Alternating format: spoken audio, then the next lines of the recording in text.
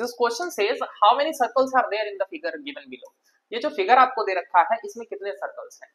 अब देखिए हम अपनी क्लासेस में ये बात बताते हैं कि ये जितने काउंटिंग फिगर वाले क्वेश्चन होते हैं ना, ये आपका फोकस चेक करने के लिए होते हैं। वो एग्जामिनर ये चेक करना चाहता है कि क्या बच्चा फोकस होकर चीजों को, फिगर को समझ पा रहा है कि नहीं।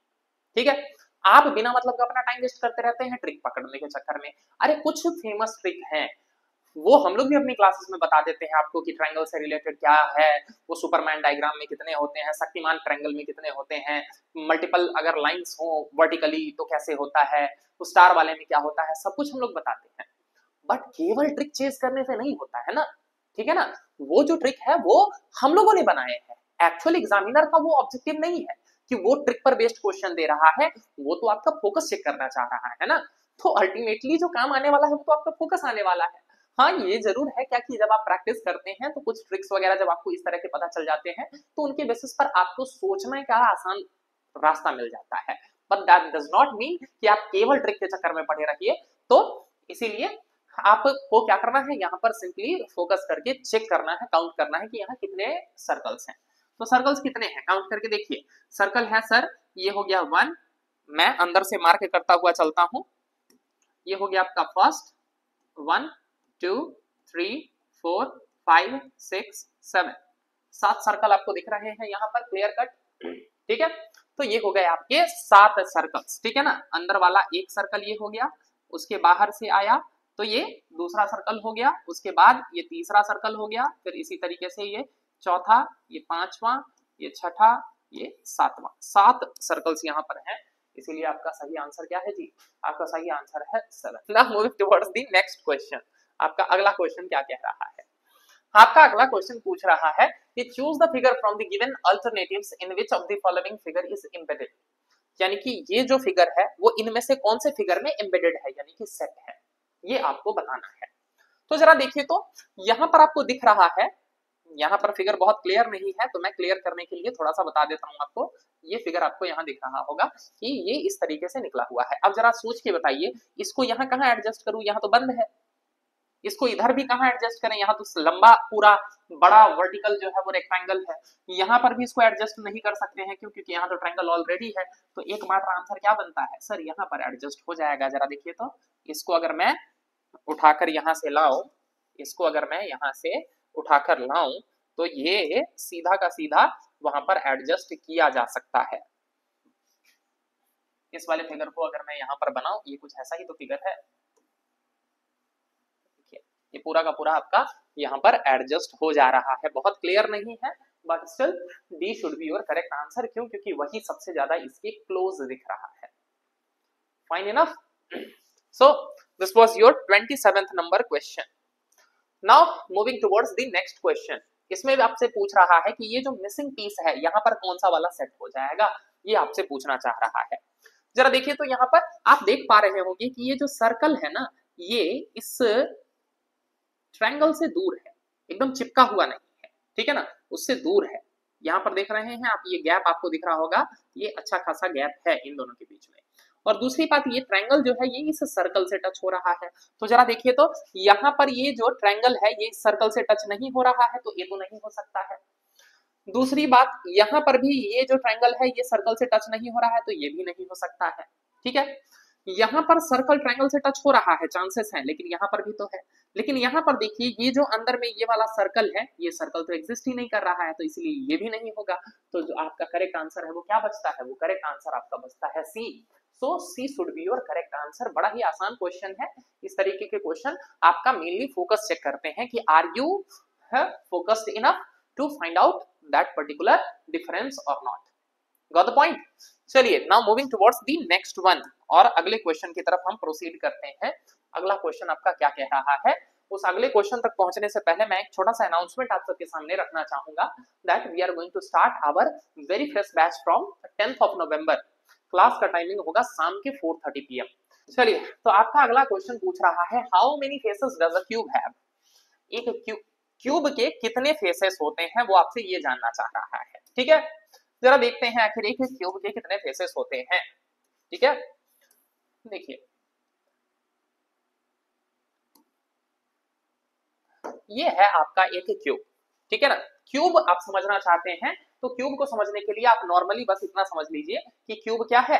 क्यूब कोई एक डाइस है, आप डाइस से भी समझ सकते हैं कि क्यूब क्या है, एक, दो ही कलर भर सकते हैं, चलिए कोई नहीं, ठीक है। मैं एक सेकंड के लिए कलर को हटा ही देता हूं,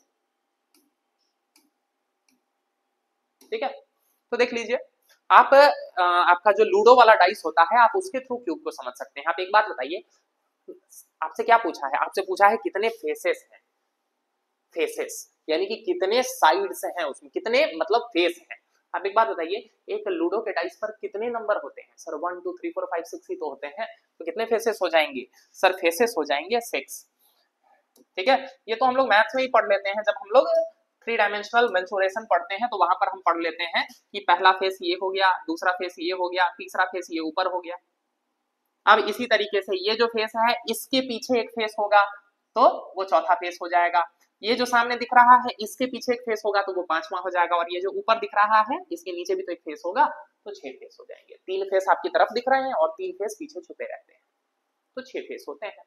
हम पढ़ते हैं कि टोटल कितने यहाँ पर साइड्स होंगे, तो सर साइड्स हो जाएंगे 1 2 3 4 5 6 7 8 9 और पीछे 10 11 12, तो साइड्स कितने हो जाते हैं सर? साइड्स हो जाते हैं आपके 12। सर वर्टेक्स कितने होते हैं? वर्टेक्स का मतलब ये कॉर्नर कितने होते हैं, तो कॉर्नर काउंट कर लेंगे आप, तो कॉर्नर होते हैं 8, ठीक है। कॉर्नर कितने होते हैं सर? कॉर्नर वर्टेक्स होते हैं आपके 8, और फेसेस कितने होते हैं सर? फेसेस आपके होते हैं 6। इस चीज को हम लोग यूलर फॉर्मूला के थ्रू भी पढ़ते हैं, यूलर्स लॉ, तो वो सब भी हम लोग देखते हैं कि कितने साइड्स होते हैं, कितने फेसेस होते हैं। तो आई एम एक्सपेक्टिंग कि अगर आपने मेंसुरेशन की क्लास ठीक से की है, मेंसुरेशन 3D बेस्ड जो मेंसुरेशन के क्वेश्चन आते हैं, if I have attended those class then it was just 1 और 10 सेकंड क्वेश्चन फॉर यू। आप आसानी से इस क्वेश्चन को देखकर ही बना सकते थे कि यहाँ पर आंसर क्या हो जाएगा, आंसर हो जाएगा आपका 6। 6 फेसेस होते हैं, लूडो खेला ही आप सबने, तो लूडो में 6 साइड होते हैं, 6 फेस होते हैं, तो वो भी तो एक क्यूब ही है। चलिए तो बढ़ते हैं हम अगले क्वेश्चन की तरफ। अगला क्वेश्चन आपसे पूछ रहा है what shape does the side view of a cone appear. एक कोन का जब हम साइड व्यू लेते हैं तो वो कैसा दिखता है, ये आपसे पूछा है। तो चलिए एक बार हम एक कोन को साइड से देखकर ही देख लेते हैं, अपने आप पता चल जाएगा, ठीक है। तो चलिए एक कोन बनाते हैं,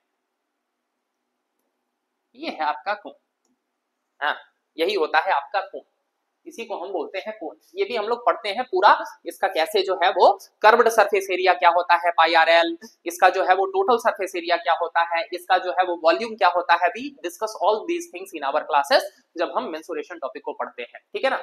ये तो बड़ा आसान क्वेश्चन है, जब आप एक कोन को साइड से देख रहे हैं तो आपको क्या दिख रहा है सर? ये एक ट्रायंगल दिख रहा है, ये should be your correct answer, ठीक है ना। जब आप एक कोन को साइड से देख रहे हैं तो आपको क्या दिख रहा है? ट्रायंगल दिख रहा है, that is your answer, fine enough. तो बड़ा ही आसान क्वेश्चन था, बस वो ये चेक करना चाह रहा था कि क्या आपको कोन के बारे में पता है कि नहीं। I hope this is an easier one, ये एक आसान ही क्वेश्चन है, ठीक है। चलिए मूव करते हैं हम अगले क्वेश्चन की तरफ। 31 नंबर क्वेश्चन क्या कह रहा है आपका? चलिए ये देखिए, ये है आपका सिलोलिज्म पर बेस्ड क्वेश्चन। क्या कह रहा है कि no car is a bike, ठीक है। सिलोलिज्म पर बेस्ड ये क्वेश्चन है जो क्या कह रहा है आपसे कि no car is a bike. तो मैं क्या करता हूं, इसको वेन डायग्राम के थ्रू बनाता हूं। क्लासेस में भी हम लोग इसको वेन डायग्राम के थ्रू ही समझाने की कोशिश करते हैं, वैसे और भी ट्रिक्स हैं लेकिन वेन डायग्राम के थ्रू ड्रॉ करना थोड़ा आसान पड़ता है। चलिए जरा देखते हैं, no car is a bike यानी कि क्वेश्चन कह रहा है, मान के चलते हैं कि ये सर्कल जो है ये कार को रिप्रेजेंट कर रहा है और एक दूसरा सर्कल है जो बाइक को रिप्रेजेंट कर रहा है, ठीक है। और इन दोनों के बीच में नेगेटिव रिलेशन है, इस रिलेशन को मेंशन करना होगा आपका कि कोई भी कार कभी भी बाइक नहीं हो सकता है, ऐसा क्वेश्चन कह रहा है कि no car is a bike. अब देखिए आगे क्या कह रहा है, आगे कह रहा है कि ऑल बाइसिकल्स आर कार्स, यानी कि जितने भी बाइसिकल है वो कार हैं, तो सारे बाइसिकल को कार के अंदर डाल दो, ऑल बाइसिकल्स आर कार, ठीक है ना। बी लिख दे रहा हूं, ऑल बाइसिकल्स आर कार, देखिए ना जितने भी बाइसिकल हैं वो सारे कार के अंदर है, तो ऑल बाइसिकल्स आर कार। अब अगला सेंटेंस दे रहा है नो बाइक इज अ बस, यानी कि कोई भी बाइक जो है ना वो बस नहीं है। तो मैं क्या करता हूं, इन दोनों के बीच में कोई रिलेशन नहीं है, यहां पर बस बना देता हूं कि कोई भी बाइक जो है वो बस नहीं है। यानी कि ये जो मेरे पास 3 इंफॉर्मेशन दे रखे थे उसके बेसिस पर मैं यही ड्रॉ कर सकता हूं। अब देखिए यहां पर आपसे पूछा है विच कंक्लूजन फॉलोज, कि इन बातों के बेसिस पर आप क्या कंक्लूजन निकाल सकते हैं। नाउ देखिए यहां पर टेक्निकलिटी ये हो जाती है कि सिलोजिज्म चैप्टर जो है वो आपसे ये चेक करना चाहता है कि आपको वही कंक्लूजन बताना है जिस पर आप 100% श्योर हो। अगर कोई बात गलत है तो अगर 1% भी गलत है तो फिर वो बात गलत है, ठीक है ना। अगर मैं एक पूरा सेंटेंस बोल रहा हूं उसमें सारी बातें सही है, खाली एक वर्ड मैंने गलत बोल दिया तो वो गलत तो गलत ही है ना, समझ गए। ये बिल्कुल वैसे ही है कि जिंदगी भर आपने अच्छा किया, एक गलती किया, एक अपराध किया, एक मर्डर किया, तब भी आप गुनहगार ही माने जाएंगे। ये नहीं देखा जाएगा कि अरे सर इतने साल से तो हमने कुछ नहीं किया था, एक ही तो गलती हुई। अरे एक गलती हुई तो गलती तो गुनहगार तो हो गए ना, समझ गए ना। तो जो बात 100% सही है, किसी भी कंडीशन में फेल नहीं हो, केवल वही कंक्लूजन ड्रॉ किया जाता है। इस बात को आपको समझना होगा। ये टॉपिक बहुत इंपॉर्टेंट होता है क्योंकि कल जब आप ऑफिसर बनिएगा तो आपको भी इस तरह के बहुत सारे डिसीजंस लेने पड़ते हैं। और आप जानते हैं कि इंडियन जुडिशियल सिस्टम किस प्रिंसिपल पर काम करता है कि चाहे 100 गुनहगार छूट जाए लेकिन एक भी निर्दोष को सजा नहीं हो जानी चाहिए। तो जब आप 100% श्योर हो जाएंगे कि वो गुनहगार है तभी आपको उसको सजा सुनाना है। तो यानी कि जब कंप्लीट आप कंक्लूजन पर 100% श्योर है then only you should choose such conclusions. Got the point. तो चलिए अब जरा देखते हैं क्या क्या कंक्लूजन दे रखा है। तो कंक्लूजन में पहला कंक्लूजन दे रखा है no bicycle is a bike. बिल्कुल, तो देखिए ना, कार बाइक नहीं हो सकता है और कार के अंदर बाइसिकल है तो इसका मतलब कोई भी बाइसिकल तो बाइक नहीं ही हो सकता है। तो पहला कंक्लूजन तो बिल्कुल सही लग रहा है, लेकिन देख लेते हैं एक बार बाकी ऑप्शंस भी और क्या कह रहे हैं, ठीक है ना। तो मुझे पहला ऑप्शन तो बिल्कुल सही लग रहा है, बट अभी और भी देख लेते हैं। आगे देखिए सम बाइसिकल्स आर बसेस, कह रहा है कुछ बाइसिकल बसेस हैं। देखिए बसेस हो सकते हैं अगर हम यहां पर ड्रॉ करते बस को तो, लेकिन क्या बोला कि अगर एक कंडीशन में भी फेल हो गया तो फेल है। तो अगर मैं बस को यहां ड्रॉ कर रहा हूं इस तरह से तो इस वाले कंडीशन में तो कोई भी बस बाइसिकल कहां है। तो यानी कि ये बात 100% सही नहीं है। हाँ किसी कंडीशन में हो सकता है, अगर बसेस को मैं यहां ड्रॉ कर देता और यहां पर रिलेशन दिखा देता कि कोई बाइक बस नहीं है तो वही बात है। तो इस कंडीशन में तो हो सकता था, लेकिन भाई मैं बस को इधर भी तो ड्रॉ कर सकता हूँ, उस कंडीशन में तो एक भी बाइसिकल बस नहीं है। तो अभी क्या बताया कि कंक्लूजन वही सही होगा जो 100% सही होगा, ठीक है। तो इसीलिए ये बात भी गया। Now all cars are bicycle, ये बात उल्टा हो गया। देखिए ऑल बाइसिकल्स आर कार, लेकिन कार तो बाइसिकल से बाहर भी तो है, तो all cars are not bicycle, तो ये बात भी बिल्कुल गलत है। और नन ऑफ द अबव तो गलत हो ही गया, तो पहला सही है। So A should be your correct answer, ठीक है ना। यहाँ थोड़ा सा कॉन्सेप्ट समझना होता है, मेरे लिए ये बड़ा टफ होगा कि मैं आपको यहाँ पर 2 मिनट में सिलोजिज्म के बेसिक कॉन्सेप्ट समझा पाऊं, बट मैं यहाँ पर उम्मीद कर रहा हूं कि आप लोगों को कुछ तो समझ में आया होगा, आप चीजें समझ पा रहे होंगे, बेसिक चीजें। पूरी बात तो मैं नहीं समझा पाऊंगा यहाँ पर आपको, बाकी हम लोग अपनी क्लासेस में इन बातों को बहुत डिटेल में समझने की कोशिश करते हैं। Got the point. चलिए now moving towards the next question. आपका अगला क्वेश्चन क्या कह रहा है? आपका अगला क्वेश्चन आपसे पूछ रहा है कि इस सीरीज में बताओ अगला क्या आएगा, ठीक है ना। सीक्वेंस सीरीज, उसी पर बेस्ड ये क्वेश्चन है। आपसे पूछ रहा है कि सीरीज में आगे क्या आएगा, ठीक है। क्लियर। सीरीज को बनाने के बहुत सारे तरीके होते हैं, उसमें जो सबसे पॉपुलर मेथड या सबसे जो प्रोमिनेंट सेट मिलता है वो क्या है, आप डिफरेंस करते चलिए आपको पता चल जाएगा। अब जैसे यहाँ देखिए, यहाँ पर मुझे रिलेशन क्लियर दिख रहा है कि 15 2 जा 30, 30 2 जा 60, 60 2 जा 120, 120 2 जा 240, तो 240 2 जा 480। मिल गया कि नहीं मिल गया? नंबर बढ़ते जा रहे हैं तेजी से, तो इसका मतलब मल्टीप्लाई का यहाँ पर कुछ ना कुछ कैच है। ये बिल्कुल वैसे ही होता है कि अगर आप नंबर्स के साथ बार बार इंटरेक्ट करते हैं, ठीक है, तो आपको चीजें खुद ब खुद धीरे धीरे समझ में आने लग जाती है। जैसे अब आप जब मोबाइल फोन लेते हैं तो आपको ये नहीं खोजना पड़ता है कि इसमें सेटिंग कहाँ होगा, क्यों? क्योंकि आप जब इतने लंबे समय से यूज कर रहे हैं तो आपको अंदाजा होता है कि सेटिंग में ये फीचर मिल जाएंगे। मुझे अगर स्क्रीन का ब्राइटनेस बढ़ाना है तो ऐसे हो सकता है, मुझे अगर मेल करना है तो किस ऐप में जाना होगा, आपको रटना नहीं पड़ता है। समझ पा रहे हैं आप मेरी बात को? तो सिमिलरली जब आप नंबर्स के साथ खूब सारा प्रैक्टिस करते हैं, खूब सारा डील करते हैं, तो ये चीजें आपको देखकर समझ में आने लग जाती है कि यहाँ जरूर कोई कैच है, और क्या कैच है वही आपको पकड़ना है। The moment you get that catch you are able to fill the series on your own. Now moving towards the next question और the last question for the day. अब जरा देखिए यहाँ पर मैं गैप निकालता हूँ, 109 से 74 के बीच का कितना गैप है। सर 109 में से 74 को माइनस करिए तो ये हो जाएगा सर 5 और फिर 10 माइनस 7 यानी कि 2, 25 का गैप है। 74 से 56 को माइनस कीजिए, 46 को माइनस कीजिए तो कितने का गैप है सर 14, 6 माइनस करेंगे तो 8 और फिर ये बच जाएगा आपका कितना 6, 6 माइनस 4 यानी कि 28 का गैप है। आगे देखिए 46 में से अगर मैं 25 को माइनस करता हूं तो कितने का गैप है सर 46 में से 25 को माइनस करने पर गैप हो रहा है आपका 1 और 2, 21 का गैप है। और 25 से यहां माइनस मैंने सही किया है, ये 14 हो गया, 14 माइनस 6 ओके 8 और 7 6 माइनस 4 यानी कि 2, ठीक है।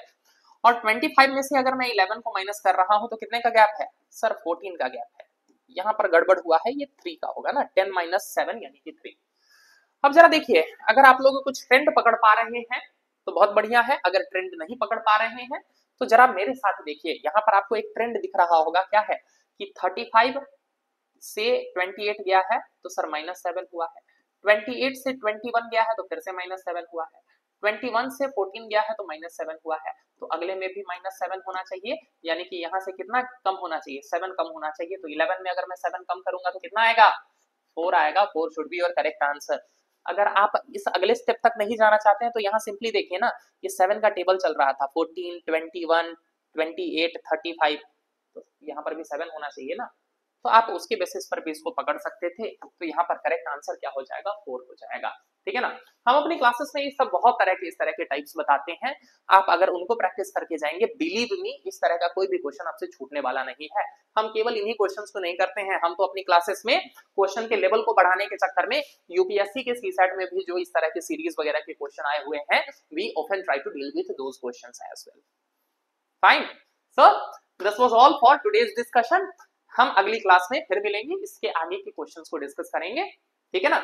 मैं ये मान रहा हूं कि आप लोगों के लिए ये सेशन हेल्पफुल है, आप इस सेशंस के थ्रू अपने नॉलेज को एनहांस कर पा रहे हैं और आप इसी तरीके से अपनी तैयारी को आगे बढ़ाते रहिए। इसके अलावा मैंने आपको जो इन्फॉर्मेशन था वो भी दे दिया है कि अगर आप अपने मैथ्स और रीजनिंग की तैयारी को आगे बढ़ाना चाहते हैं, अगर आप चाहते हैं कि आप मैथ्स और रीजनिंग में आपको जो डर फील होता है या जो घबराहट महसूस होती है या एक्चुअल एग्जाम में जाकर जो सिली मिस्टेक्स होते हैं, अगर आप उन सबको दूर करना चाहते हैं तो हम इंतजार कर रहे हैं आपका 10 नवंबर को, यानी कि मंडे से हम स्टार्ट करने जा रहे हैं एक बिल्कुल ही नया बैच। आई होप कि आप सब उसमें हमें मिलेंगे। Till then thank you all.